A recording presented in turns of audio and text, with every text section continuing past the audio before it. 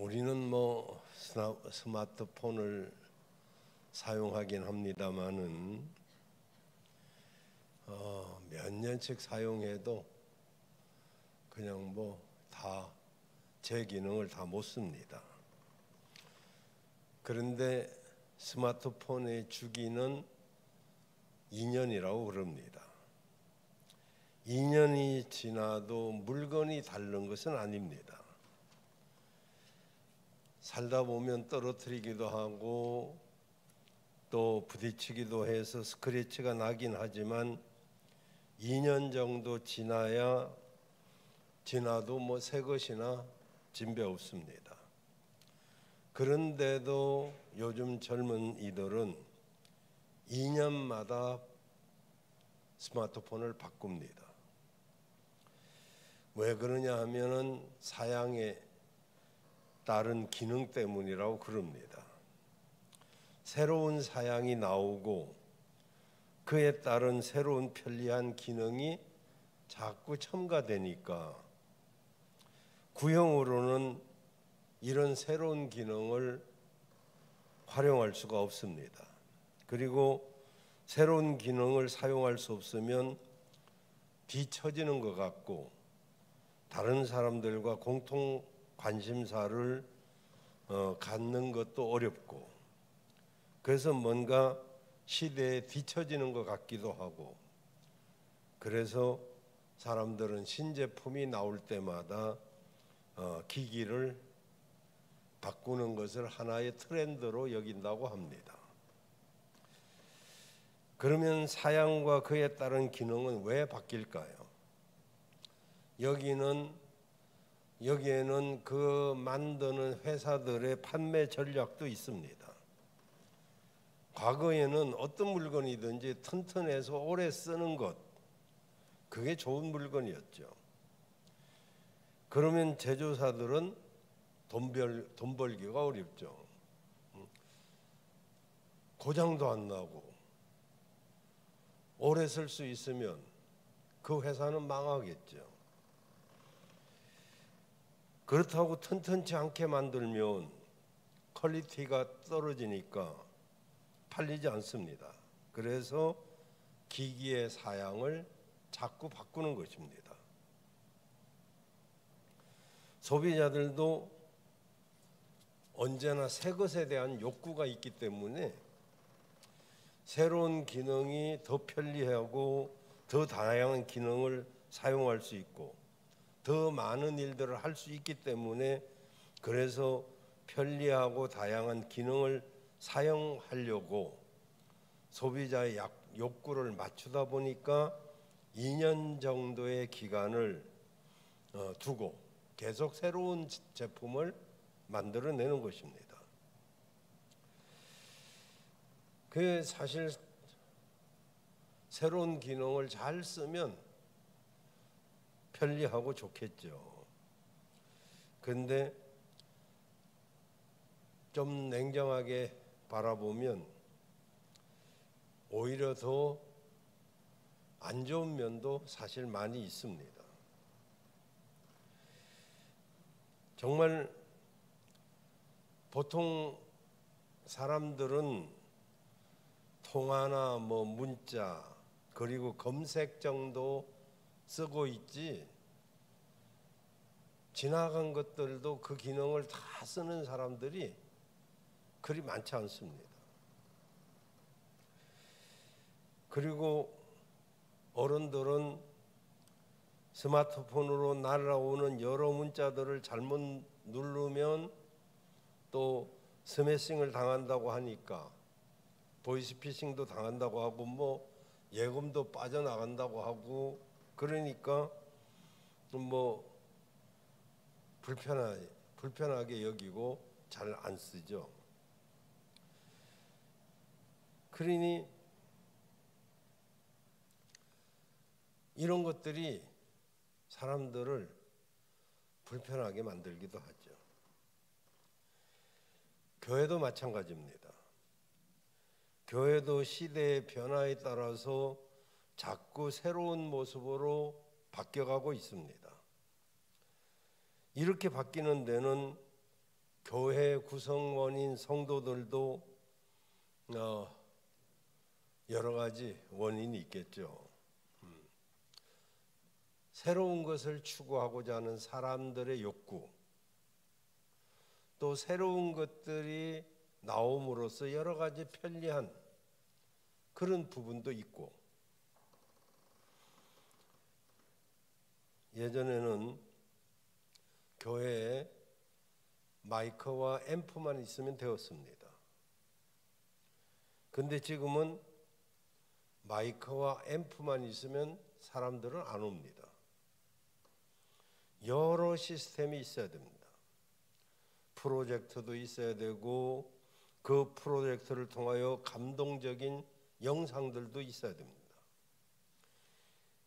이런 영상들이 또 효과가 있으려면 사운드가 좋아야 되고, 사운드가 좋으려면은 앰프와 스피커가 비싼 것이어야 돼요. 이렇게 시스템이 갖추어지면 교회는 또 전문 엔지니어가 필요합니다. 예를 들어 저기 사역자들이 있고 청년들이 이렇게 하고 있지만은 우리는 뭐 참 잘하고 있습니다만은, 사실 사람은 뭐 거기가 직업이 아닌 이상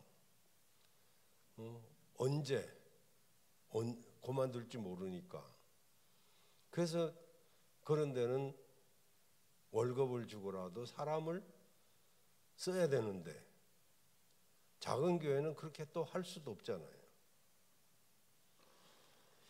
그러니까 봉사를 해야 될 부분을 자꾸 돈을 주는 사람들로 채우다 보니까 이제 여러 가지 이 비대면 시대가 되면서 이런 것들에 대한 필요성이 더 커졌습니다. 동영상 예배 자료를 실시간으로 방송하기 위해서는 유튜브를 사용하는데, 그 유튜브를 또 잘 다룰 수 있는 사람들이 있어야 되는데, 이렇게 되다 보니까 규모가 작은 교회는 관심도가 떨어지고, 시스템이 잘 갖춰진 교회에서 신앙생활하는 것이 훨씬 편리하고 좋다, 이렇게 느껴진단 말이죠. 그런데 이런 변화를 보면서 앞서 스마트폰의 변화를 말씀드렸습니다마는, 분명 교회가 여러 시스템을 활용해서 예배 신앙을 멋지게 전달하는 것은 교인들이 그런 예배를 원하는 욕구를 채워주는 데는 필요할 것입니다. 그런데 이렇게 무언가 발전해 나가고 여러 새로운 가치를 추구하면서 화려하게 만들어져 가는 가운데, 교회는 중요한 것들을 놓치고 살고 있습니다. 그런 것들이 편하다고 해서 은혜롭게 예배 드릴 수 있다고 생각하는 그런 사람들이 점점 많아집니다. 근데 그러는 사이에 성도로서 중요한 것들을 놓치고 사는 그런 시대에 우리가 살고 있더라, 이 말입니다. 겉으로 볼 때는 이렇게 교회가 영상으로 예배를 제공하고 성도들은 편하게 집에서도 예배 드릴 수 있고, 그러지만은 교회로서는, 정말 성도로서는 중요한 핵심들을 잃어버리고 살고 있다는 것을 느끼지도 못한 채 그렇게 병들어가고 있습니다. 유튜브로 지금도 예배 드리는 분이 혹 있을는지 모르지만, 물론 집에서도 경건하게 예배를 드리는 분들도 혹 있겠죠. 근데 우리의 경험상 정말 그 자리 한 자리에서 끝까지 예배를 드리고 있는 사람이 있을까요? 엊그제 교육자 송년회 때 예배를 드리는데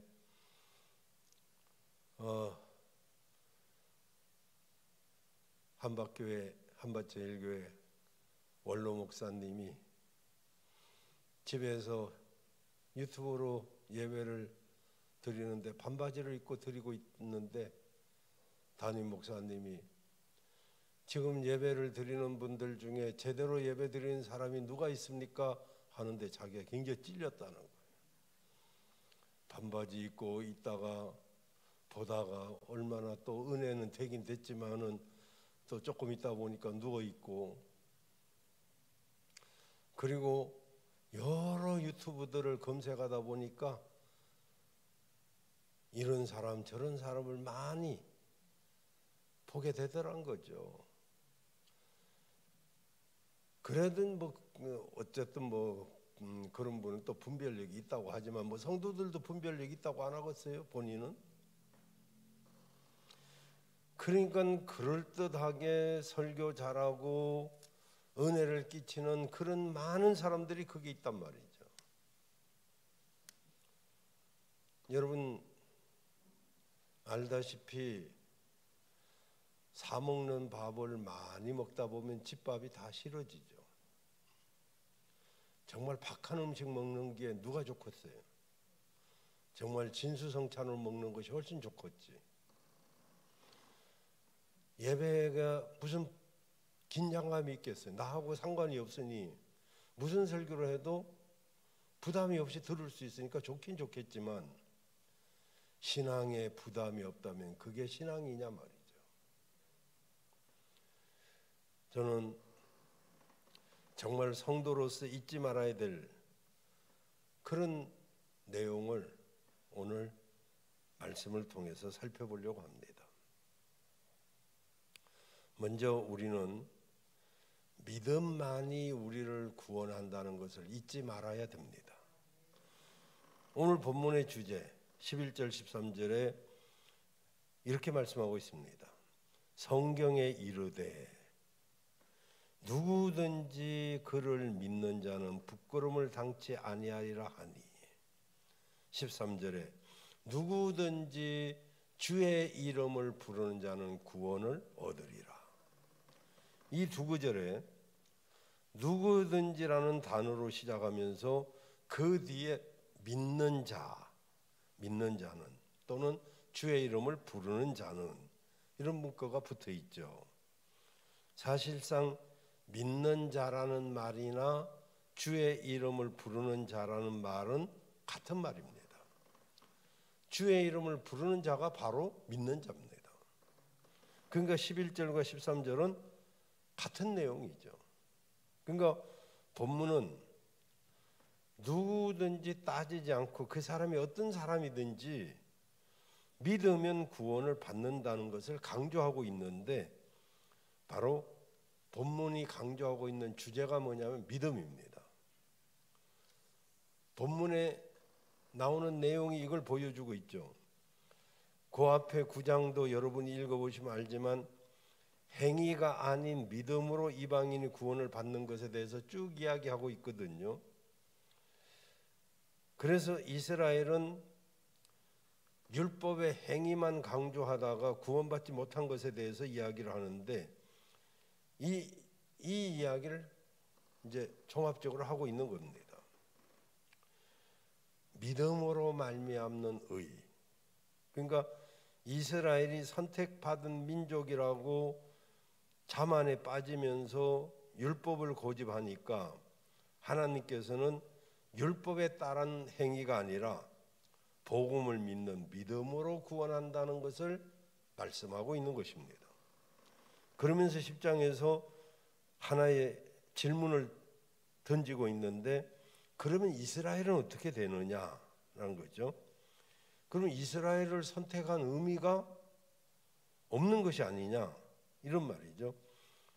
이에 대해서 본문이 뭐라고 말하냐면 누구든지 곧 이방인이 되었던 선택받은 이스라엘 백성이 되었던 누구든지 믿음으로만 구원받는다는 거예요. 그래서 12절에 보면 유대인이나 헬라인이나 차별이 없다. 하나님은 누구를 차별하는 분이 아니란 거예요. 구원을 베푸는 일에 하나님이 보시는 건 딱 하나예요. 믿음뿐이라는 것이죠. 기독교가 갖는 가장 중요한 정체성은 구원 얻는 믿음이라는 것을 우리는 잊지 말아야 될 것입니다. 우리가 구원을 얻지 못하면 세상의 모든 것을 가졌다 해도 결국 하나님의 진노 아래 있을 수밖에 없습니다. 여러분, 사실 어떤 분이 그렇게 말하죠. 예수를 믿든 불교를 믿든 한 가지는 믿어야 돼. 믿는 건 좋은 거야. 뭐 이렇게 말하시는 분들이 있잖아요. 그래요. 다른 종교도 일종의 순기능을 가지고 있어요. 그 사회를 결속력을 가지게 한다든지, 어려운 상황을 이겨나갈 힘을 준다든지, 다른 사람에게 선을 베푼다든지, 사람들로 하여금 세상 욕심에 사로잡히지 않게 한다든지, 이런 긍정적인 기능을 괜찮은 종교들은 다 가지고 있어요. 그런 면에서 다른 종교도 존중받아야 되죠. 다른 종교를 가지고 있는 사람들도 그 나름대로 그런 좋은 것을 가지고 있어요. 근데 한 가지 알아야 될 것은 우리 기독교에서 말하는 믿음은 이런 종교적인 순기능적인 면만 말하는 게 아니에요. 우리 기독교의 믿음은 죄로 인해서 하나님의 진노의 심판에서 구원받는 것을 핵심 내용으로 하는 것입니다. 사람답게 살거나 또 자비하게 살거나 이건 다른 종교를 믿어도 된다니까요. 근데 우리는 사람답게 살기 위해서 믿는 게 아니에요. 우리는 구원받기 위해서 믿습니다. 천국 가기 위해서 믿습니다. 그리고 구원받아야 또 사실 사람다운 사람으로 사는 거예요. 내가 사람답게 살아야지 이런다고 사는 게 아니라니까요. 그래서 다른 종교도 그런 좋은 기능은 있지만 실제로 그것을 행할 수 있도록 변화시키는 것은 바로 기독교만이 가지고 있는 기능이더라 이거죠. 그걸 복음이라고 그러는 거예요. 여러분, 그래서 기독교는 구원 때문에 다른 종교와 다른 것입니다. 사도행전 4장 12절에 천하 인간의 구원 얻을 만한 이름을 예수 외에 주신 적이 없다고 그랬어요. 예수님밖에 없는 줄로 믿습니다. 누구든지 그가 부자든 가난한 자든 많이 배운 사람이든 못 배운 사람이든 장애인이든 비장애인이든 남자든 여자든 누구든지 믿는 자는 구원을 받는 것입니다.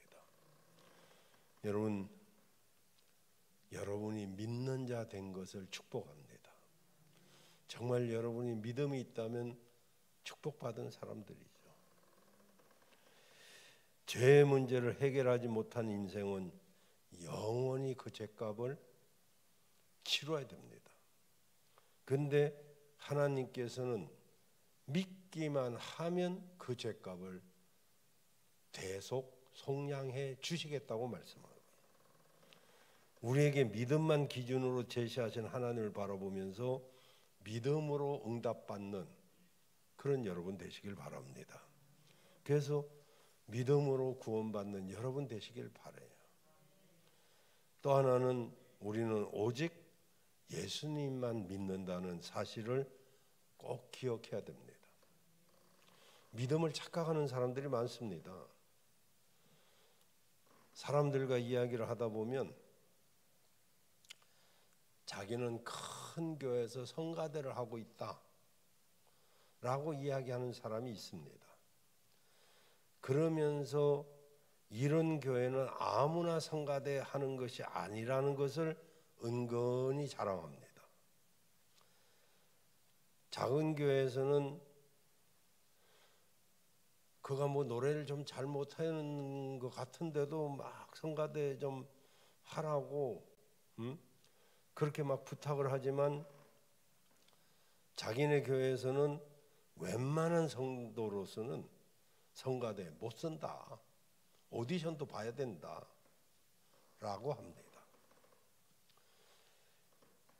그게 나쁘다는 이야기 아닙니다. 그런데 이 사람은 믿음에 대한 이야기를 하는데 믿음에 대해서는 이야기하지 않고 자기가 큰 교회 성가대 다닌다, 성가대 있다는 이걸 이야기하더란 말이죠. 이게 믿음인 줄 착각하는 거죠. 내가 큰 교회 다니면 믿음이 큽니까? 작은 교회 다니면 믿음이 적은가요? 그게 기준이 아니잖아요.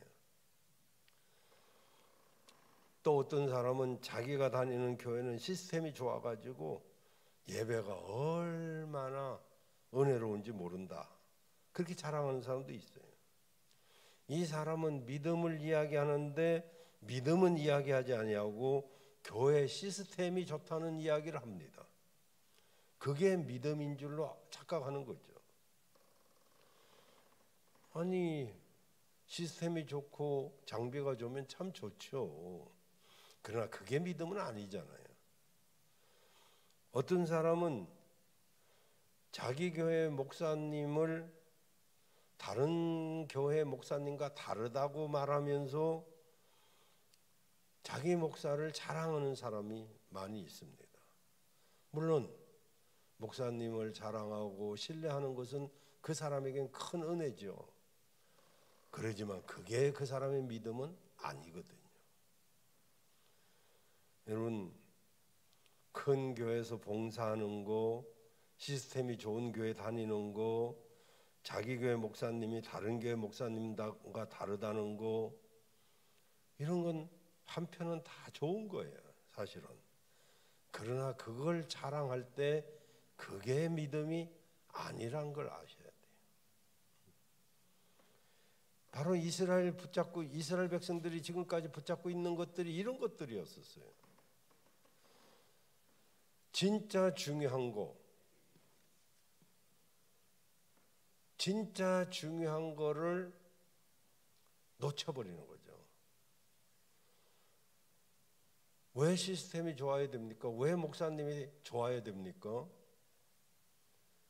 그건 다 우리의 믿음을 돕기 위해서 필요한 것들이지 그게 주가 아니거든요. 옛날에 왕이 하나 있었는데 왕비를 너무너무 사랑했어요. 얼마나 서로 사랑하고 그랬는데 그만 불행하게 왕비가 일찍 죽었어요. 왕이 얼마나 슬퍼하는지 잠도 안 자고 먹지도 않고 식음을 전폐하면서 왕비를 추억하면서 그 왕비를 산소에다가 묘를 크게 쓰고 그 주위를 이렇게 멋있게 단장을 했습니다. 뭐 왕이니까 못 해줄 게 뭐 있어요. 정말 그것도 모자래. 너무 사랑하는 왕비. 내 곁에 있는 것 같은데 나를 떠나간 그 사람. 그래서 막 나라의 모든 재정을 거기다 투입해서 그 지역을 얼마나 공원화했어요. 성역화했어요. 아름다운 나무들을 심고 잔디를 심고 그러고 보니까 얼마나 아름다운지 공원이. 근데 어느 날 왕이 그 공원을 산책하다가 보니까 눈에 거슬리는 게 하나 있었어요. 묘지. 이 아름다운 곳에 이 묘지가 안 어울리는 거예요. 묘지 옮겨버려라. 무슨 말인지 누구 때문에 공헌하를 하고 누구 때문에 단장을 했는데 정작 그게 귀찮아지고 그게 가시가 되고, 정말 우리가 처음 예수 믿었을 때 기쁘고 감사하고 은혜 받았을 때 얼마나 좋았는데 어느 날 그것이 눈에 거슬리 나를 얽어매는 것 같아.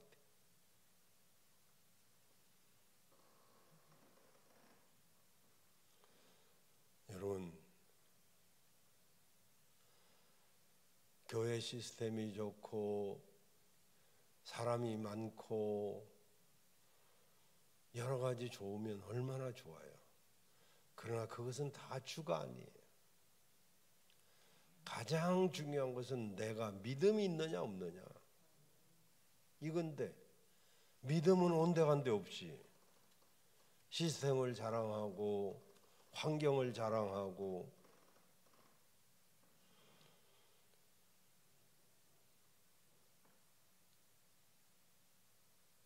그렇게 무언가 매여 있는 그게 믿음이 아니라 예수님이 나의 구주인 것을 믿는 것이 믿음인 것입니다.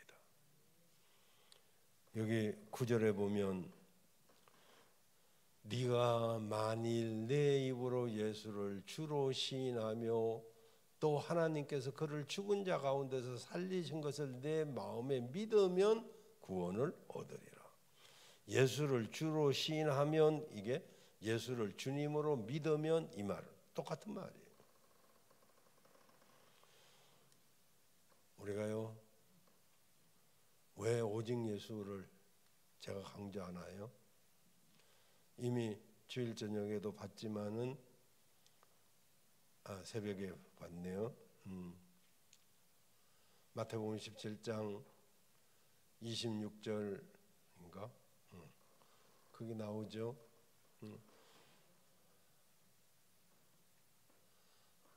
아니에요. 예수님이 변화산에 올라가셨죠. 마태복음 17장에 9절이 또 착각이 되네.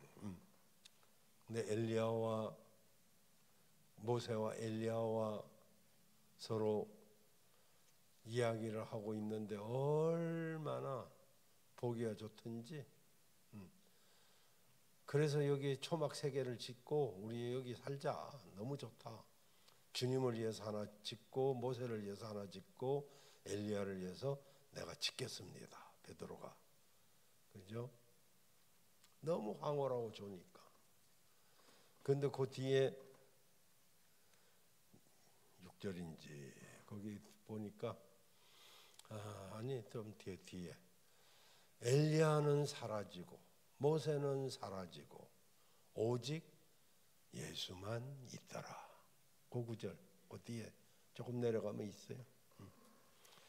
여러분, 율법의 대표인 모세, 선지자의 대표인 엘리야 다 사라집니다. 오직 예수만 남는 거죠. 오직 예수입니다.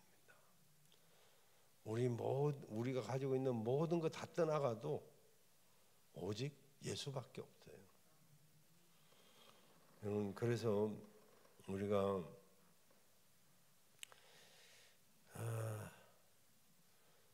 입으로 시인하고 마음으로 믿는 거, 이게 굉장히 중요합니다.